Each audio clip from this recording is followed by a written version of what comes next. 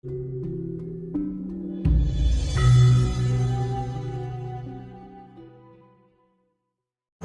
Surya Candra Kartika Iwanda Bantala Dahana Samudra Maruta alam ingkang wujud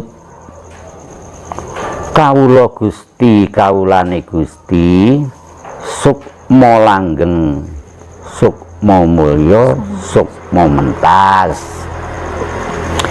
Sang Hyang Tunggal kula nyuwun tambahi kecukupan sedayanipun ya.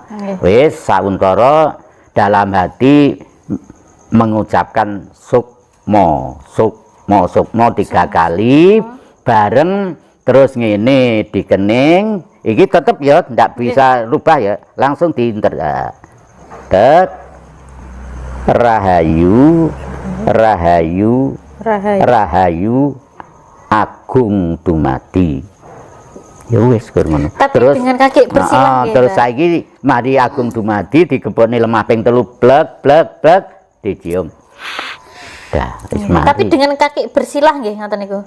Masalah kuwi minturut lek iso sila ya sila, lek ora ya ora. Nggih. Di samping kuwi ora ngangge aturan sak isamu jeung isang-isane tapi dengan tatanan lek bareng-bareng lek ngidul ya ngidul kabeh. Mulon madhep mulon kabeh ngono lho maksude. Nggih. Jadi demi keserasean kan, wilek tata carane sembayange wong Jawa. Nggih. Lah terus lek dianggap agama Gusti Allah tak jenenge Sang Hyang Tunggal. Kitabe ada makna. Tuntunane tutur tinular, sahadate panetep panata ageman. Ya sing sering tak onekne to. Nggih. Tutur tinular niku pripun, Mbah? Tutur tinular ki ya enek artine. Nggih. Mangkane tutur tinular ki tutur sing kenek ditularne nang sapa ae. Lek duwe anak ya nang anak. Duwe putu nang putune kan. Tutur sing kenek ditularne. Ngono lho. Jangan sing positif ngoten nggih. Lah tutur tinular kan ya enek artine to. Nggih. Kebenaran tur agawe kebukane olah rasa tinar buka lahir batine terus tutur tinular tadi Mbah No kae wis enek jane ya ngene ya Mbah niki seumpami cara orangnya napa caraipun tiang sedo niku menerima kiriman doa dari anak niku pripun, Mbah? Bisa. Pripun? Tapi doa itu sebagai pengiring aja ya. Nggih. Yang diterima ganda dan rasanya. Doa ini ibaratnya kiriman iki guru buntel lek mbok dongane tok. Bungkus setok. Bungkus setok ibaratnya ngangge kedul-kedul. Ya seandainya ada bunga kan gondo karo rasane kan. Nggih, nggih. Ngeten Mbak, lek teng kuburan nih kok damel kembang ngoten niku napa to Mbak filosofi kembang niku asline niku? Kembang ini merupakan jadi jasad itu biar harum seperti bunga. Kan? Oh gitu, nggih nggih nggih. Lek kembang, mangkane kirimane gondo karo rasa seharusnya lek kirim. Ya lek nang sarean guru nggawa dupa tok ya ya kirim gondo aja nggawa kirim rasa kan. Dadine ben aja slewah karo batine ngono lho. Dan nek seumpami saiki ngene, sandene lek umume wong Jawa dhisik wis kirim gondo rasa le, tapi ngangge dupa terus sekare iki diduki banyu. Nggih, kadang enten sing lek diungkusan kuwi gak kirim gondo rasa. Lah banyu iki kan duwe rasa to ya an. Nggih. Oh nyatane ngelak ya iso ngrasakne ilang hause ngombe kowe. Lha lek dhisik mesti didelek toples ngono. Lek dhisik lho kuwi. Disukani toya. Iya. Lah niku filosofine kados Mbah kula nggih ngoten Mbah nek teng sarean nggih disukani toya niku filosofine. Kuwi lek sing padha meneh. Oh ngoten. Ya berarti wis kirim gondo rasa ditujokne raga lan sukmane. Mugi ya dipun gondo lan dipun rasa, tapi eling-eling wekase mbahno ya aja nganti pisan-pisan njaluk cara donga karo wong wis ninggal. Wah aku dongakno rezekiku lancar, megaweku penak kuwi wong sudrun iki. Kadang kan ada sing ngoten. Lho, salah kaprah. Dadi saking ngokeh berarti jane asline salah ya. Oke. Saking ngokeh kaprah le. Ya manggane kirim Gondorasa katujaken dhateng Rogolan Sukma mugi dipun gondo lan dipun rasa. Wis titik ya. Nggih. Terus Pak dalam hati mugi putra wayah ingkang tasih kantun wonten alam rame tansah pinaringana rahayu wilujeng kalih saking guru beda kan. Kuwi kan ndak dari isi hati kan gak njaluk kan. Ngono lho. Saiki ngene.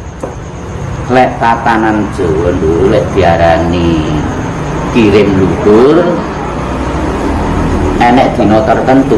Lek kirim luhur iki berarti kabeh lho ya. Lek sampean kirim nang kuburan kan khusus, lek nggih ibuke pamane nggih pamane mbahe kan khusus siji ya.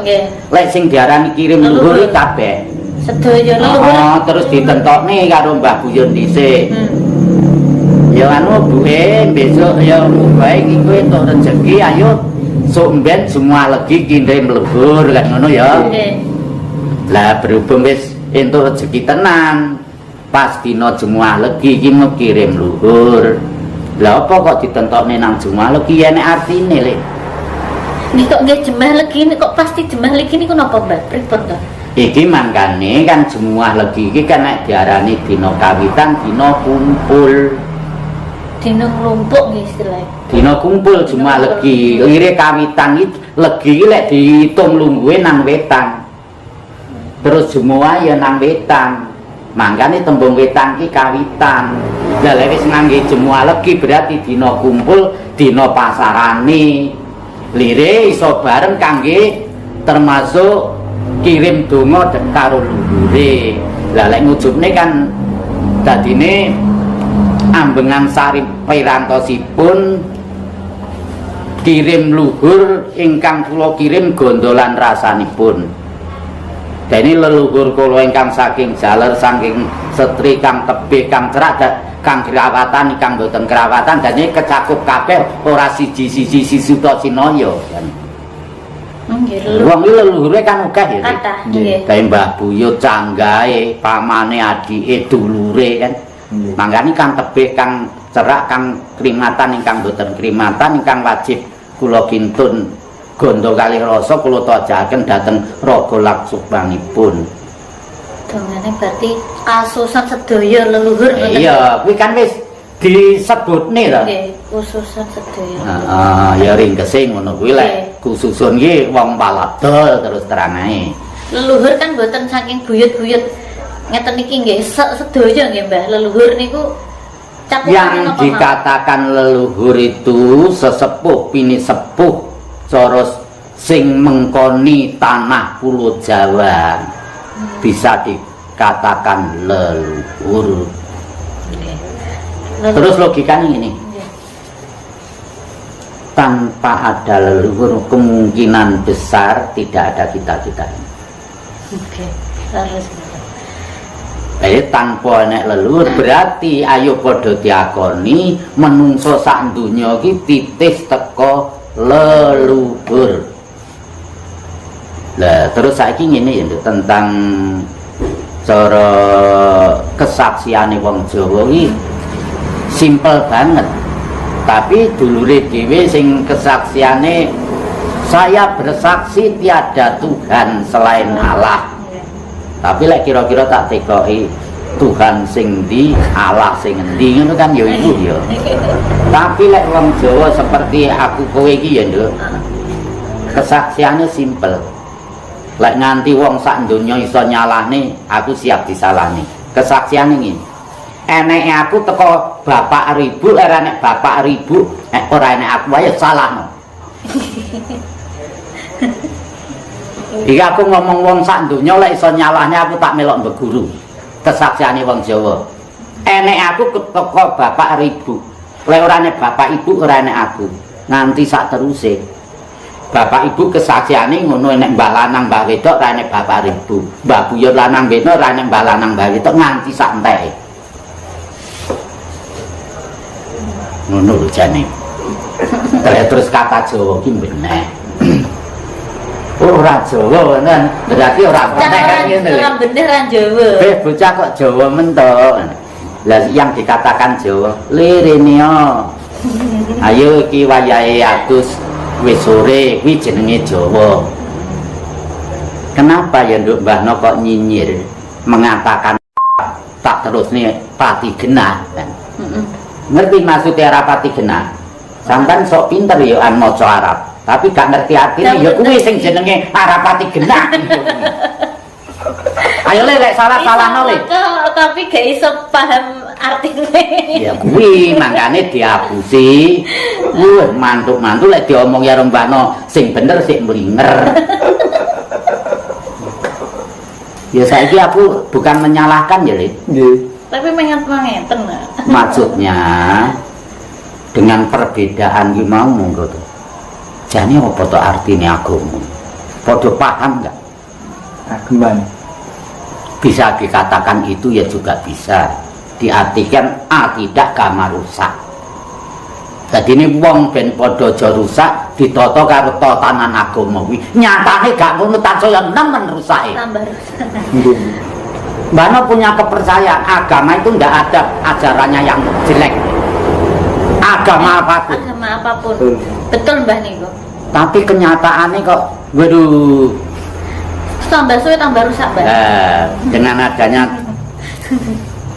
sampean ngomong tentang kafir barang ini. Nggih, nggih. Terus sirik, musyrik, nggih. Bakar dupa musyrik ngeten-ngeten kula dikatain ngoten. Mate kula. Terus Tapi kula jawabe kula ora ngomong. Sekabeh iki saka niat atimu. Kula jawabe ngeten, Mbah. Lek aku niate memang nek saka ati niatku memang aku bakar dupa iki tak gawe wewangian, ya aku karena menghormati leluhurku. ya, Kula merasa punya leluhur, wong aku duwe mbah buyut juga. Ngoten Mbak nek kula jawab. Lek kowe mbok omong sirik, nek ning kitab iku sirik. Bakar dupa kula ngoten. Nek kula sak ngertos kula belajar nggih. Iki tak jelasne ya. Jan-jan jelas terus sampean ora pegel. Ora pegel. Kowe lek diarani sirik, sesat, kafir, guyunen. Nggih. Haha dengan lapang dada tak tampanan kanthi gembira. Lah, lu disirik-siriknya kok malah guyu malah gembira. Ngene lho Kang apa nduk remas ngono ya. Lah aku wong Jawa lek mbok sirik-sirikne wong Jawa ki ora duwe sirik, ora duwe kafir, ora duwe sesat. Berarti sing muni kuwi sing duwe sesat kafir. Ngono lho, Le. Jelas ya. Dan kowe lek disirik-sirikne guyu kok malah.